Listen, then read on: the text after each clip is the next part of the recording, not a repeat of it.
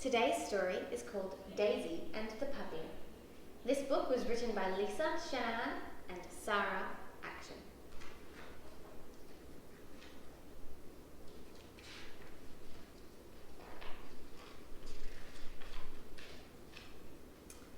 Every Thursday, Daisy and her family visit Mrs. Arkwright's pet shop. There they are, walking together to the pet shop. Ruby loves the rabbits with their fur as dark as rain clouds. Lark loves the sucking catfish with their fins like floating veils. And Jube loves the hermit crabs in their lolly-coloured shells. But Daisy loves the puppies, and she wants them all. There she is, saying hello to those cute puppies. The first time Daisy asked for a puppy, Mum said, "Maybe when the baby is bigger." But every time one baby grew, there was just always another. When Jube turns 2, Daisy asks again, "Can we get a puppy now?" "Goodness gracious," says Mum. "I don't think so." "Why not?" asked Daisy.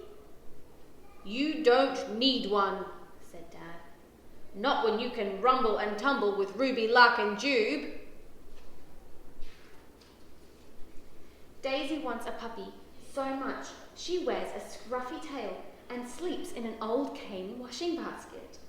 When a fire engine screeches down the highway, she lifts her head. "Awoo!" she howls. Dad shouts, "Go back to sleep, you big duffer." All is quiet until 2:30 when an ambulance whizzes past. "Awoo!" she howls again. Daisy knows every dog on her street. On Saturday mornings, she washes them for free in the old baby bath on her front lawn. Then, one Saturday morning, Daisy and her mum go shopping for party shoes, and they spot Ollie sitting in the window of Mrs. Arkwright's pet shop. Can you see Ollie sitting in the window just there? Ollie gazes out at them with gooey pie eyes and a firework tail. "Oh," whispers Mum. "Oh," breathes Daisy. "Could we maybe just have a tiny hold?" "Oh dear," says Mum. "Well, please, just an incy-wincy cuddle." When Mrs. Arkwright pops Ollie into Daisy's arms, he scrambles up and he licks her ear as if he is home. "Oh," says Daisy, "oh." A crowd gathers. "Oh," they sigh, "oh." "Can we keep him?" whispers Daisy. "Please." Ollie flops over with his tummy showing. Everyone waits and holds their breath. What do you think Mummy's going to say? "Yes," says Mum. "Yes, yes, we can." And Daisy takes home a black, scruffy dog, her party shoes forgotten. That afternoon, Daisy plays with Ollie all by herself. When Ruby, Lark and Jube come home, Ollie is fast asleep. "Is he real?" asks Ruby. "Or pretend?" Ollie yawns and his pink tongue stretches out. "Oh," cries Lark, "he is real." But Jube is so scared that she starts to run. "Up!" she screams, "Up, up, up!" And Ollie chases her all the way. "See," says Dad, "I knew it. Jubie is just not ready for a dog." "Well, maybe we'd better send her away then," says Lark. "Or maybe we should get a bird instead. Or a mouse," says Dad. "Or a rabbit," says Ruby.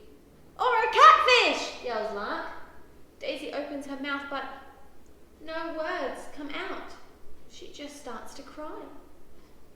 "Oh, Daisy," whispers Mum, which just makes her cry harder.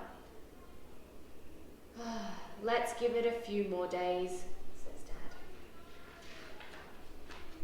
The next morning, at breakfast, Jube flings a bowl of porridge. "Oh, Jube," groans Dad. "What a mess! Now you need a bath, and so does Ollie." Mum fills the big glow bath. "Now, Jubie, don't make a fuss." Daisy fills the old baby bath. "It's nice and warm," she says to Ollie. "Baths are fun. Ready?